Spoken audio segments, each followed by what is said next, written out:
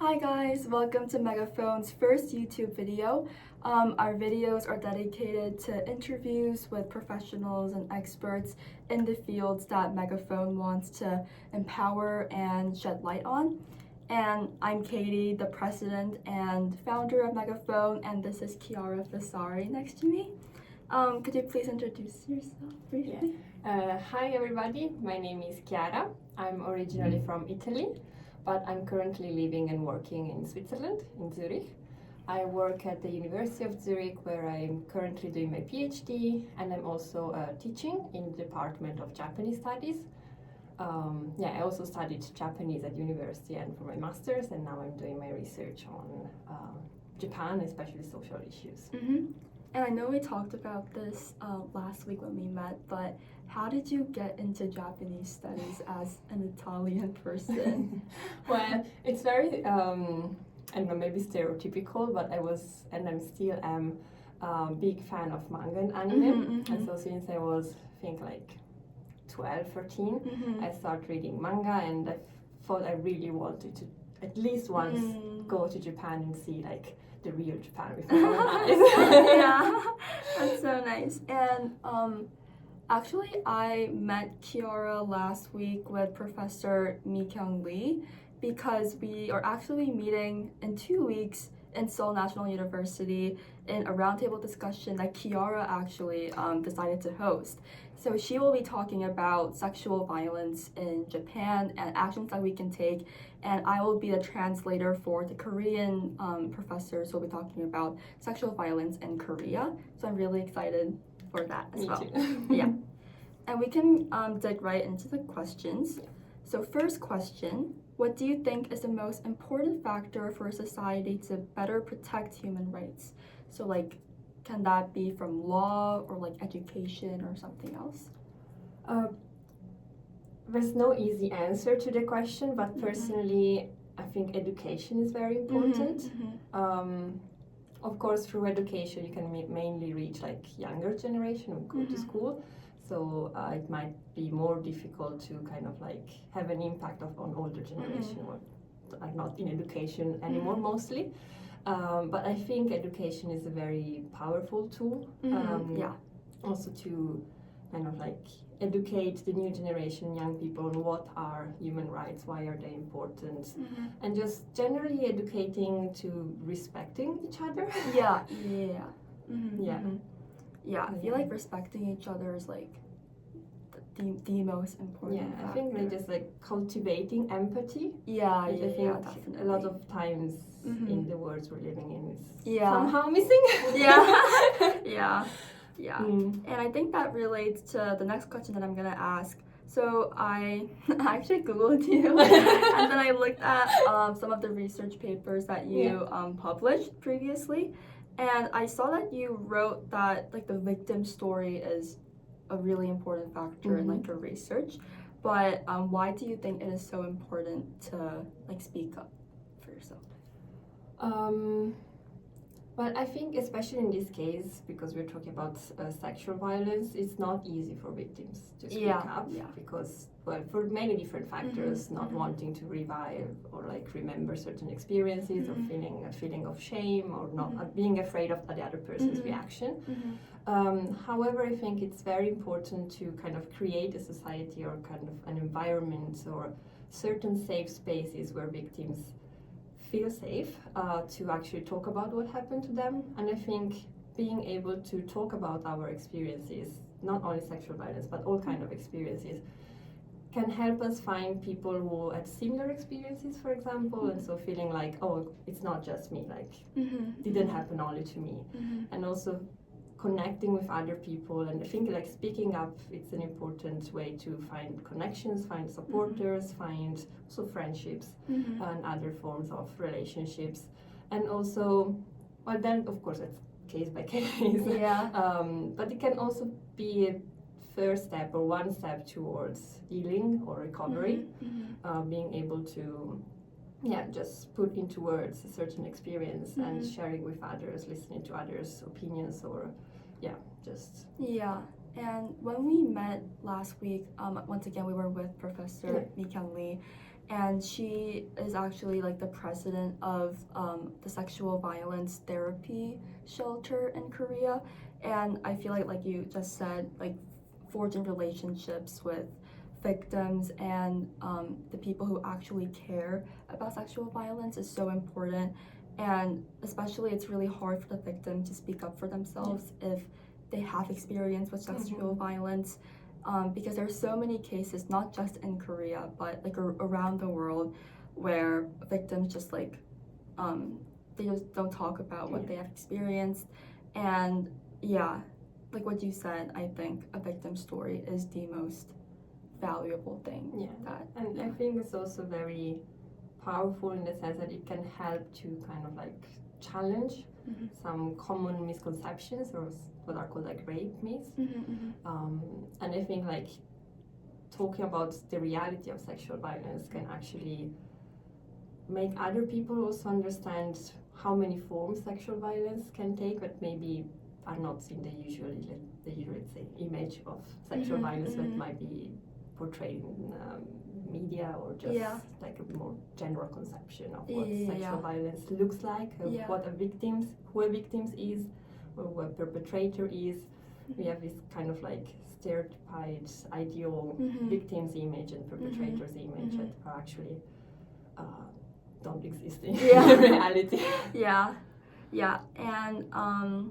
I think that relates to the next question that I'm gonna ask. What can youth like myself or like other teenagers who are interested in this, what can they do for human rights, and what can they do to protect human rights? Well, it's big. It's something everybody, not just young people, should be doing. But I think just forming communities and like networks and like learning to listen to each other, and also being like aware of our surroundings and noticing things that are happening around us might contribute to, you know, like just making an example, if you talk about the school context, noticing maybe another person getting bullied, even if the person themselves might not be able in that moment to reach out to for help, etc. If the people around are kind of like aware of what's happening, they can step in to help, or create an environment in which the victims, the bullied person, feel safe reaching out for help as well. Yeah, I think, well, like based on my experiences, being a bystander, just like looking at the victim and not really acting against what the victim is actually fighting for, is really detrimental to the victim. And like what you said, I think it's really important to forge a community and reach out to people, like what I did with Professor Mi Kyung-lee and Chiara, to like get to know about the topic that you really want to research in, and the victims that you want to protect. Yeah, and I think also maybe when you're young and you know you see the adults and you think, okay, they know everything, they know what we're doing. But I think even like not to be afraid to say, okay, this is important to me. We should talk about it. We should do something about it. Just because you're young, don't think that what you think is important or what your values are like less important or of what the adults say or do. Yeah, and as a teenager myself, like looking up to people who are researching like my area of interest, like sexual violence, like you and like all the other professors that I have met and that I am going to meet, have really like influenced me to really like stick my heart to this path. And I feel like the adults that I'm surrounded with really inspire me to advocate for like human rights more and more every single day. So I'm really grateful for that. And we can move on to the next question. Among the victim movements that you studied in Japan, can you tell us about any changes or cases that were particularly moving to you? Okay. Well, my research focused on the anti-sexual movements from the 80s until now, and I think one of the biggest change, well, there are still a lot of things that haven't changed, but one thing that, from what I saw, has changed is that it's more and more accepted to talk about sexual violence in more and more contexts. Like at the 80s and the 90s, it was really like very closed door, usually women's only spaces, very, let's say, not hidden from society, but still, in order to create this safe space, it needed to be kind of a separate context than the rest of society. But now we see more and more people writing books or in lectures, participating in marches or other forms of public demonstrations, and like publicly speaking about their own experiences. And that, I think, it's something that's changed from over time. A case that was particularly moving. Well, in Japan, in the last, let's say, 4 or 5 years, there have been a lot of like high-profile cases. Maybe the most well-known is Shiori Ito's case, which she also wrote a book, recently released a documentary. And I think, internationally speaking, it's the case that's more talked about. But there have been, for example, actually, I think it was BBC, but I might be wrong, that uncovered decades of sexual abuse by one of the most important idol companies in Japan. Well, he now passed away, but the founder and the, I guess, president of the agency had been abusing the young boys for like decades.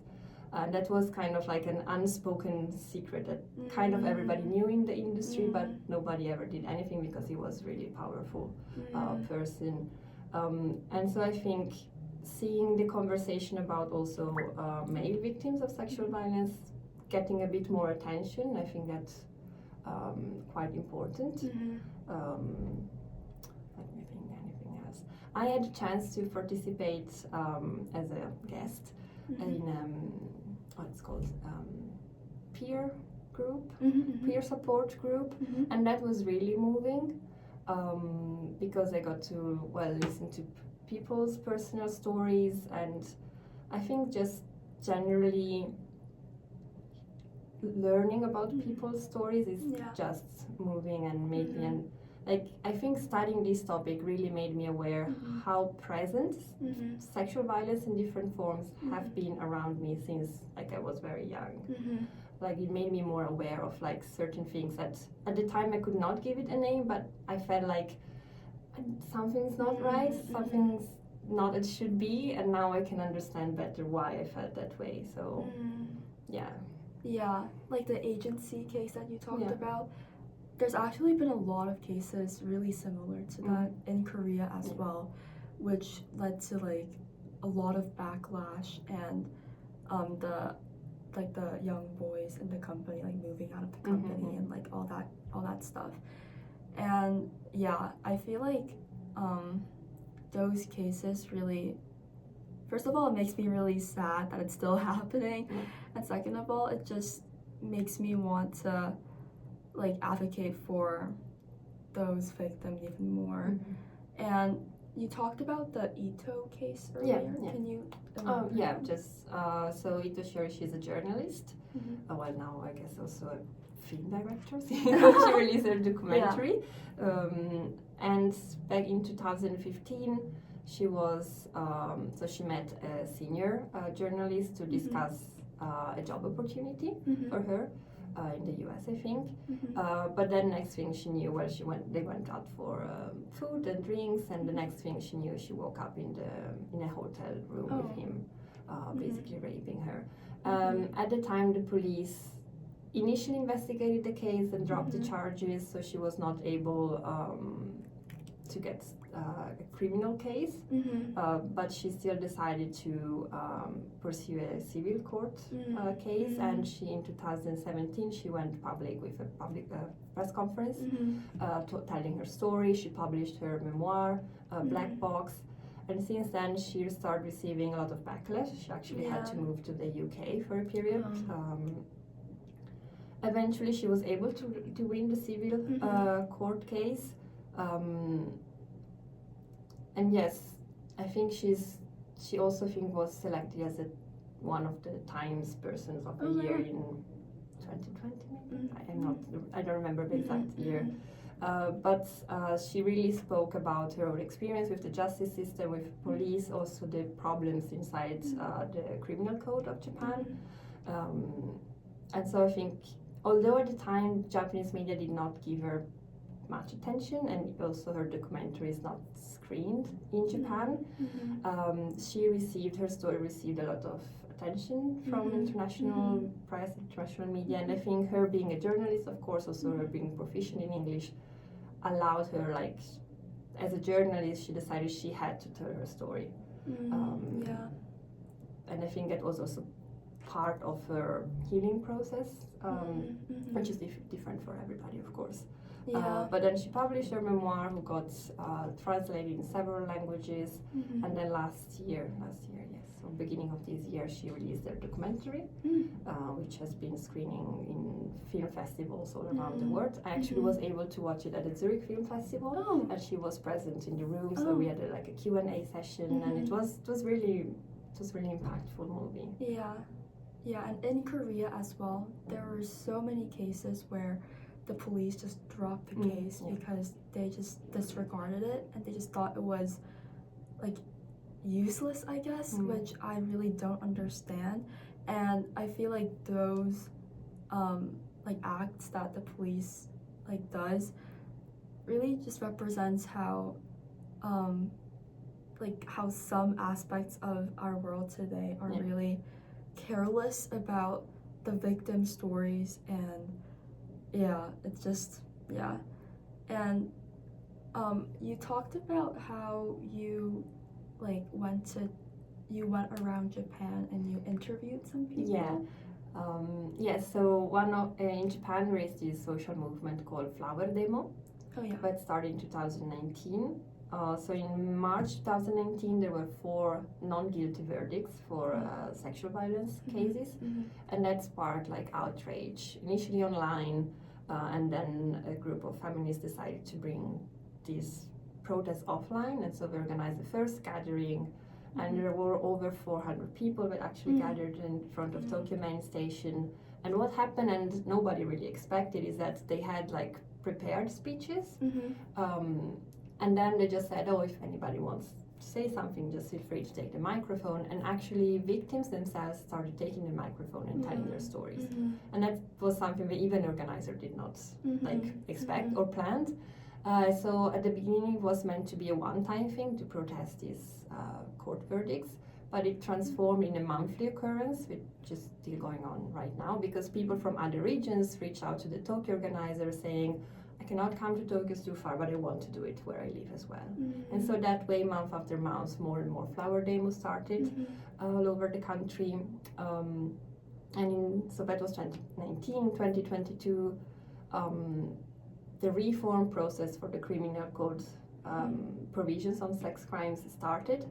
And so the flower demo also in some way contributed to raise awareness about the ongoing reform and the issues inside the criminal code and what should change or what they want to change. So what I did was going around Japan, interviewing local organizers of flower demos and kind of like learning how they got how did they become organizers, where did this interest or sensibility towards the topic came from, and how was this flower demo, how did it emerge in that specific town, because depending on where they are, they take different forms.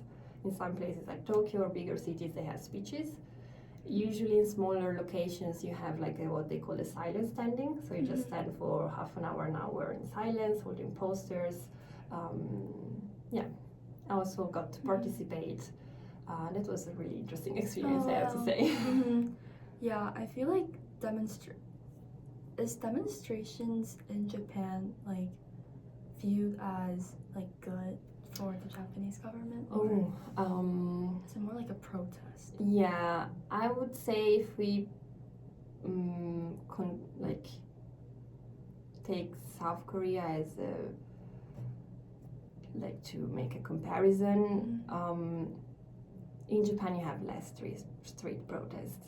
You had a lot on the late 60s, early 70s, in 68. You had a students' movement, labor movements also in Japan, and at that time there was huge protests. However, those protests sometimes turn violent, and that really tarnished the image of a street protest in just the mind of a lot of Japanese people. And after the Fukushima triple disaster, there was a lot of big protests against the use of nuclear energy. And that, I think, was the last very large protest they had in Japan, so 2011-12. But you don't often have very large street protests in Japan, I would say. And I think, well, speaking with some of the organizers, this format of the flower demo, which was either a silent standing or just standing in the circle with a microphone, if anybody wants, can say a few words, otherwise we just stand there together. It made it more accessible for a lot of people because it was not confrontational. It was, kind of like easy access to social movements form. But it was interesting because they decided flower demo as a name, and demo comes from demonstration. And so for a lot of people actually I spoke with, when they heard flower demo, they were imagining like marches or like protests, and so they were a bit intimidated and not so eager to join. But then when they saw what was happening in the other city, they were like, okay, this way I also can do it. So I thought that was really interesting, how social movements and protest movements kind of take on different shapes depending also on the social context. Yeah, I think demonstrations related to women's rights are really accessible these days because, like, not only in South Korea and Japan, like in like the Middle Eastern countries like India and like Pakistan, I know two really popular marches that are happening in those areas. One is called Why Loiter in Mumbai in India. So Why Loiter is like a group of women start walking at midnight from Mumbai because like women like lack of walkability, like you can't, women fear walking at night because of like risk hazards and stuff. So a group of women start walking at midnight from Mumbai to like a really far city from Mumbai. Wow.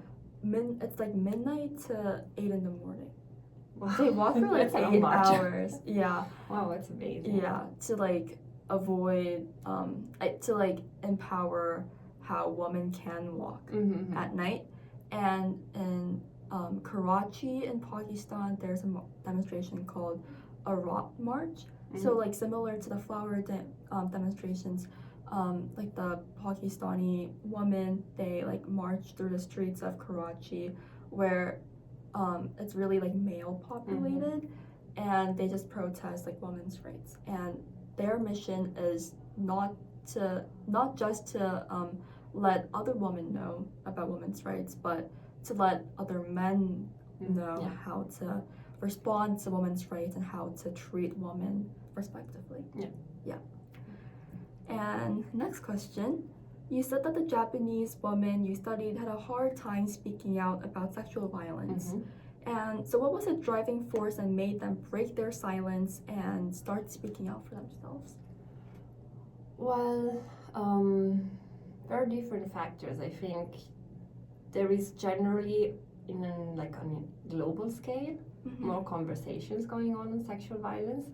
So I think that like seeing women across the world speaking up about sexual violence also in some way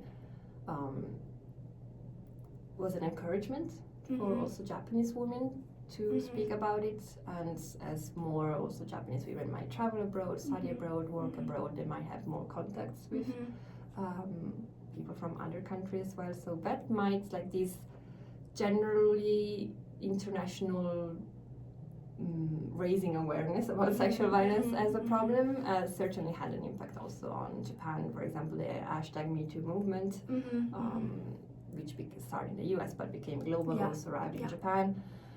And I think that had an impact, just like these, having like an international platform, or more than a platform, like a vocabulary to discuss and talk about certain things might help, and I think it helped. For example, in Japan, instead of Me Too, they often use the hashtag #WeFew, with the idea that for victims to be able to say Me Too, you need to actually create an environment that has this feeling of with you. So if you say me too, I'm going to support you, I'm going to believe you, I'm going to help you. So with you, because the Me Too was not as big or as loud as in other countries, they adopted this with you slogan often. Another thing is, I think it's like a building up of like previous decades efforts of women in different women's organizations and women's groups, and just like a slowly growing awareness of women's rights and just the importance of breaking this silence on certain topics like sexual violence. So I think it's kind of like the results of a decade-long process. I'd say you have these two tensions, like the international platform or international influence, and also this history of a women's movement inside Japan that kind of led to what we have now as an anti-sexual violence movement in Japan. Yeah, and similarly in Korea, like Korea is a really conservative, really traditional country since like decades ago, and there was this one case in 1994, I believe, that really started the sexual violence advocacy project in Korea. It was called the Miryang case. Okay. So there was one teenage, like a high school student, one female high school student, and she was raped by 10 male high school students who was in her class. And those male high school students, they filmed her without any clothes. They filmed her like them raping her and stuff like that. So in the beginning, the case was once again disregarded by the court. So that's when Professor Mi Kyung Lee's their sexual violence center decided to help that teenager, because the teenager was actually like the first person to ever speak up for herself, to ask a actual professional center to help her.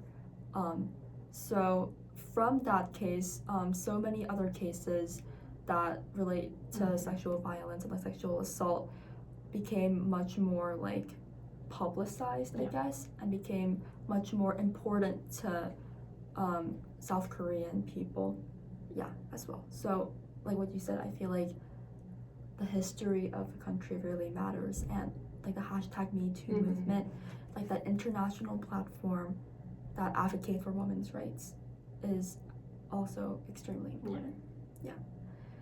And you also shed light on the labor experiences of Buraku women, not just sexual violence. So could you share with us some impressive examples of those women and of policies or movements to guarantee women's labor rights in Japanese society? I think I just maybe briefly need to explain what Buraku. So Buraku women are a minority group in Japan. It's not necessarily straightforward to explain who Buraku women are, because they're not an ethnic minority, they're not a religious minority, we're not the usually what we imagine as a minority. There are different dimensions to Buraku discrimination. One is descendants. So in medieval feudal Japan, there were very strictly divided social classes, and then you have outcasts. And when this feudal caste system was abolished, the outcasts, they became common people, but they still were in a very low position in society. Usually they lived all together, and they did what they were considered as dirty or impure jobs, like the meat industry, the leather industry, and everything that had to do with dead bodies, for example. And so first dimension is these descendants from these outcasts. The second is employment, because as I said, especially in the past, but it's still in some places today, Buraku women used to be employed in certain industries. And third one is residence. So there are certain areas that are historically Buraku, and so people who live there are considered Buraku or consider themselves Buraku. Is also a lot of self-identity is also a quite important dimension. So that said, the Buraku liberation leaves started in the pre-war period, but really took off in the post-war, especially in the 60s, late 60s, when the government started legislations to provide fundings for building better roads, better houses, provide like scholarships, preferential ways into employment, etc., to improve just living standards in Buraku communities. What I did was research on the role that women played in these Buraku liberation movements, and I think two aspects are very important, well, maybe three. The first was education. A lot of women, especially those who were born before, during, or right after the war, especially before and during, even if they might have attended elementary school, they could not write and read.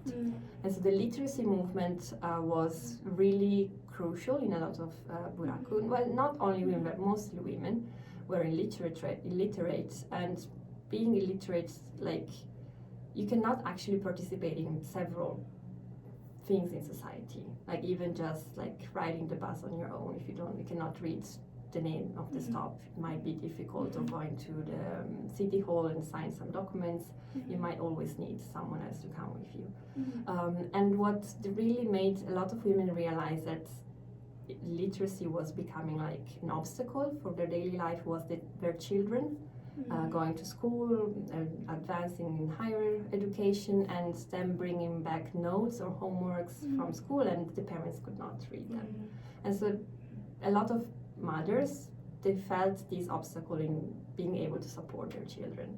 And so that's how a lot of literacy classes were started in Buraku communities in 60s, 70s and 80s. And literacy was really a crucial aspect also for employment, because literacy classes were kind of like a safe space for a lot of these women, and the classes kind of grew with them. So first was just reading and writing, but as soon as they had the basics, basically, the class evolved based on also their needs and desires. So there was, for example, preparation to take examination to become, I don't know, like cooks in schools, or take some sorts of like certificate that allows you to do a certain job. So education, and especially literacy, was really crucial for a lot of Buraku women, also to be able to find better employment, better contribute to the house finances, support their families just generally. And also it's like also a matter of like self-esteem and feeling independent. So first is literacy, second was better employment, which is very much connected, and also educating about labor rights was a very important aspect, like just also like a lot of women who have children, they might struggle with balancing child caring and employment. And so in a lot of Buraku district, I had, for example, childcare facilities for when children were sick. So there was a lot of support to allow women to work. So that was very important. And they said it was a third one, but now I forgot.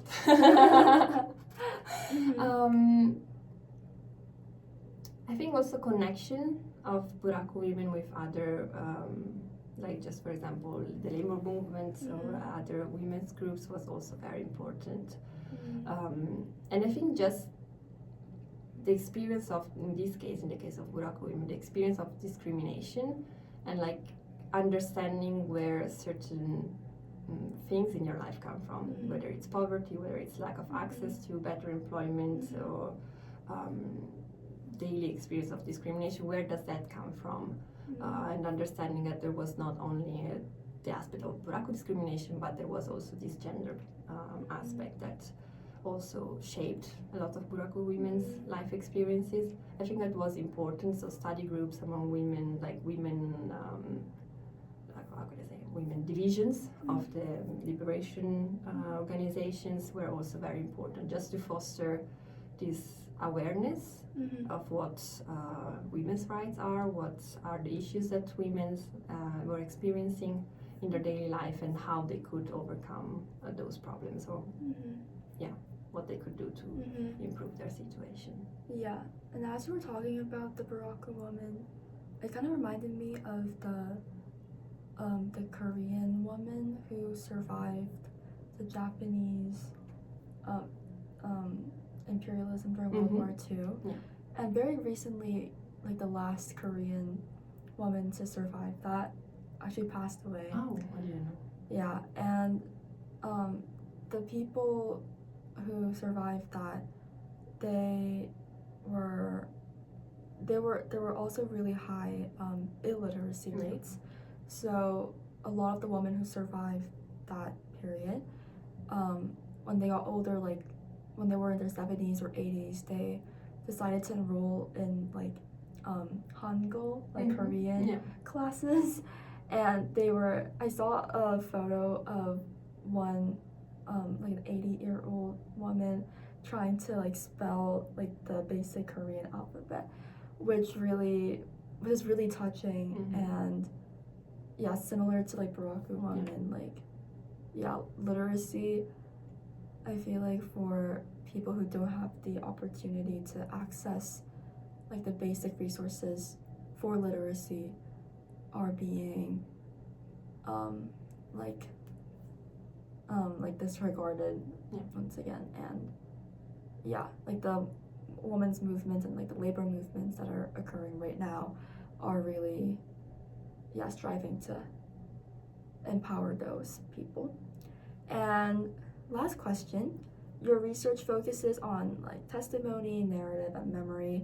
So I wonder what you think like literature and art such as like poetry, art, or etc. can do to amplify the voices of victims.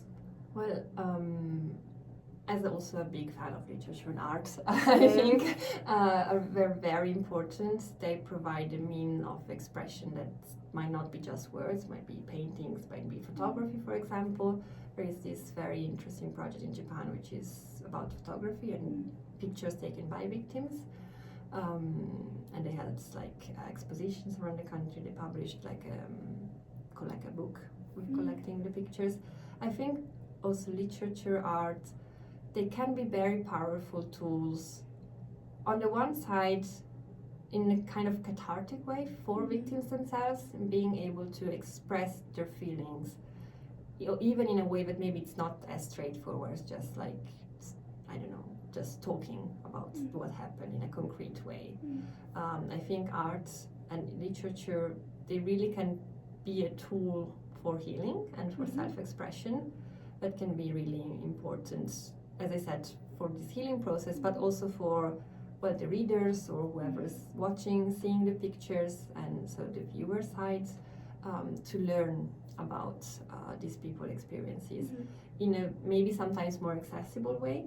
So I think, of course, like activism, protests, testimonies, law reform are crucial to change society, but I'm a big believer that also arts and literature can be very powerful tools to tell stories and to make some voices that are often not that heard in society more visible and reach a wider audience. So yeah, I think that's one of the powers of art is the potential to reach a wide audience and to connect with that audience, even if they might not have lived the same experience, through an art medium that might foster this empathy that we talked about at the beginning of the video.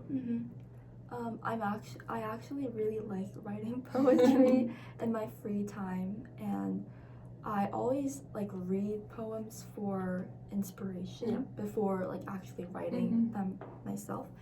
And a lot of the pieces that I am influenced by are poems about like human rights. Like some of my favorite poets, such as like Ada Limon, she's a Cuban poet, and Dennis Smith, he's a black poet in the US, and Ocean Vuong is also a Vietnamese American poet. And they tend to ground their poems about their like identity as someone who is part of like a minority group. And like Ocean Vuong, for example, he wrote a poem about the Vietnam War, and that really touched me because he like really, with so much detail, he just touched on so many aspects of the Vietnam War from the Vietnamese perspective, which some parts I never really like thought about because I never experienced that. But coming from a Vietnamese perspective, I just learned how like agonizing a war is, and how like painful it is to watch someone who you love just like die because they're not important, which is extremely gruesome. And yeah, I feel like literature really helps with just like touching minds and just influencing people to speak up for like what they want. Yeah. And I'm also in August I am judging like this women's movie like contest for teenagers. Oh wow, that's amazing. Yeah, because once again I feel like art, like film, is extremely important for like to advocate for human rights, and I'm really excited for that too. Yeah, that's exciting. Nice. Yeah. Here or in the US? Here. Okay. In Seoul. Great. Yeah. Thank you so much for being for here. having me. Yeah, of course. I hope it was interesting. It was definitely really interesting. Yeah, thank you so much.